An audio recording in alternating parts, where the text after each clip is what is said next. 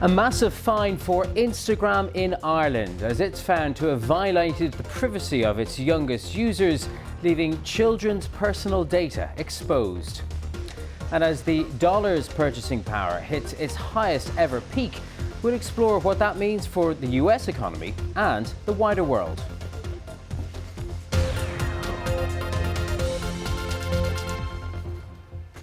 Hello and welcome to World Business Report. I'm Ty Genwright. Data regulators in Ireland have imposed a fine worth more than $400 million on Instagram for violating children's privacy. The long-running complaint concerned the data held and published about children using the social media site, particularly their phone numbers and email addresses. The issue centres on children who had registered as business users of Instagram so they could use analytics tools for their profiles, which allowed them to see who had viewed their profiles. But what they didn't realise is this made more of their data public. Instagram and its owner Meta say they've corrected the mistake as of a year ago and that they will appeal the fine. Well, joining me now to analyse the situation is Caroline Carruthers. She's Chief Executive of the data analytics firm Carruthers and Jackson. Thank you very much for being with us today, Caroline. This does seem to be a pretty incredible oversight on the part of Instagram. Can you understand or even explain how it could have happened in the first place? Yeah, and thanks for having me. Essentially, it comes down to two different areas. One is that when children, and we're talking 13 to 17-year-olds here, when they were setting up accounts, they were set public by default and not private, which means that other people could see their data. And then the other side of it was when they were switching across to business accounts, so they could see the analytics, as you just mentioned, then their personal data was being exposed. And that could have been their telephone number, their email addresses. So that's data that really we need to be very cautious of.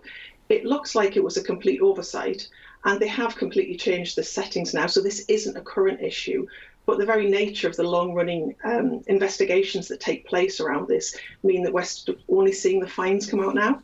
And what we should stress here is that actually what happens in Ireland when it comes to this kind of regulation has farther-reaching consequences, doesn't it? Because a lot of the social media giants, such as Meta and Instagram, have their international headquarters there, so they're regulated there. Does that apply in this situation too? It completely and totally applies in this situation. A lot of the big tech firms are centred out of Dublin, and that's why we see a relatively small regulator imposing quite eye-watering fines, but it's because the headquarters are there under their jurisdictions. OK, Caroline Carruthers, there we'll have to leave it. Thank you very much for joining us today. We're going to take you to live pictures coming to us now from Aberdeen Airport in Scotland, where we can see the airplane belonging to the new British Prime Minister, Liz Truss, about to take off, bound back for London. Liz Truss met with the Queen of England in Balmoral at her residence there to be effectively sworn in as Britain's new Prime Minister today. She's making her way back now to Downing Street, where she will get to work. She'll get her brief, she'll address the nation, and will receive a briefing from the country's top civil servant about the scale of the crisis which awaits her. She is expected to announce a freeze on energy prices in a big package of measures to assist with the cost of living crisis later this week. Well, speaking of that cost of living crisis, it is as painful in the United States as it is in many countries across the world. But the growing strength of the US dollar is giving those who earn and spend that currency a big advantage. The purchasing power of Americans has never been higher. In recent days, the dollar became more valuable than the euro for the first time in more than 20 years. It also hit its strongest value against sterling since 1985. This strengthening is happening because the US Federal Reserve has indicated that it will continue to raise the cost of borrowing for borrowers in the United States for some time to come. Well, let's talk about the implications of all this with our North America business correspondent, Michelle Fleury, who's in New York. Michelle, first of all, let's talk about where you are. Do American consumers and businesses stand to gain from this in a material way? Absolutely. I mean, there is no doubt about it. If you're an American consumer, what happens right now is that goods imported from abroad, given the stronger purchasing power of the dollar, suddenly become cheaper. The only problem is is that given you've got inflation at such a high level at the moment and wages haven't kept up, while it is helping a little bit, it's not really making much of a dent. I think probably the area where Americans notice it most is over the summer. If they've been, for example, to Europe and they were staying in Rome for a night, their hotel bill might have been, considerably less than if they were traveling there a year ago because of this strong dollar. So that's sort of where people, I think, feel it the most. In terms of businesses, it's a very mixed picture. If you are, for example, a manufacturer or an agricultural producer exporting your American products overseas, then suddenly your goods look more expensive compared to local goods, and so that can hurt you. Also, if you are importing goods, suddenly things can look cheaper. So it really depends what side of the coin you are. We're also hearing from some big firms, Tag, complaining that, if they make profits overseas, when they bring them back to the US and convert them into dollars, they're making less money. Well, what about the rest of us? Because a lot of things are priced in US dollars, not least the money that governments borrow around the world. Also commodities too, such as oil and gold. So what does it mean for the rest of us? Look, I think, I think that's the real worry here, is the implications, particularly for governments who have to repay debts in dollars because their currencies are weaker, so they're now paying more to service that debt. And we've seen the pressure it's put on governments, for example, in Sri Lanka, where they were running out of dollars. It was a contributing factor to the riots that ultimately led to the downfall of the leader there. You've also seen in Egypt, for example, another country where they're struggling with food prices there. Again, they've depleted their dollar supplies, and the strength of the dollar is putting even more pressure on them. They've had to turn to the IMF for help. Pakistan, another one where they've had a run on their currency over the summer, and so again, they've had to turn to help for the IMF. I think that's something to watch going forward if the dollar continues to stay at these levels. And look, we've just heard news this morning that the dollar against the Japanese yen is at a 24-year high.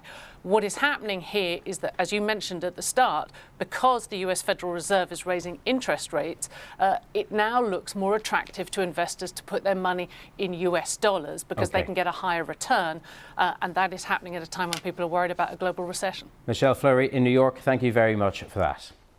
In other business today, Volkswagen has announced it plans to list its sports car brand Porsche on the stock market in what could be one of the world's largest ever listings.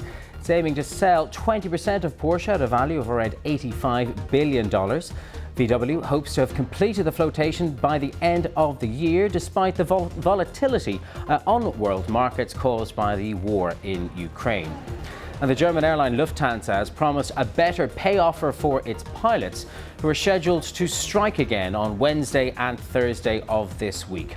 Almost all Lufthansa flights were cancelled on Friday, affecting 130,000 passengers.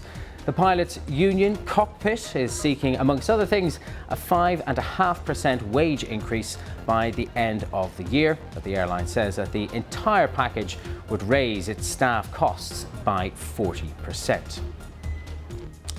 And the flexible workspace provider WeWork has claimed that demand for its desks has skyrocketed. The company, which is the best known provider in the sector, says it's because of inflation and a move towards hybrid working after the COVID pandemic. It's prompted a need for employers to be more nimble with their real estate portfolios. Let's have a look at the markets now. Most of the European indices are now on the up again, now that we're in the second half of the trading day. Here you can see London's FTSE is up by 0.4%. Investors here are hopeful of new economic interventions by the new Prime Minister Liz Truss, lifting the fortunes for the UK economy. Similar gains there, or even bigger gains actually, for the main European indices, the DAX in Frankfurt and the CAC in Paris. They were in negative territory earlier today, but now in positive territory. And there's your check on the latest price of a barrel of crude oil, down by 1.8% to $94. You can always stay in touch with me and others on the BBC Business team on social media. I'm at Tig Enright. Until next time on World Business Report, we're going to leave you with a live shot from Downing Street here in London, where we await the arrival of the new British Prime Minister Liz Truss, who's just departing as we speak from Aberdeen Airport in Scotland, having just met the Queen to be sworn in as the next leader of the UK.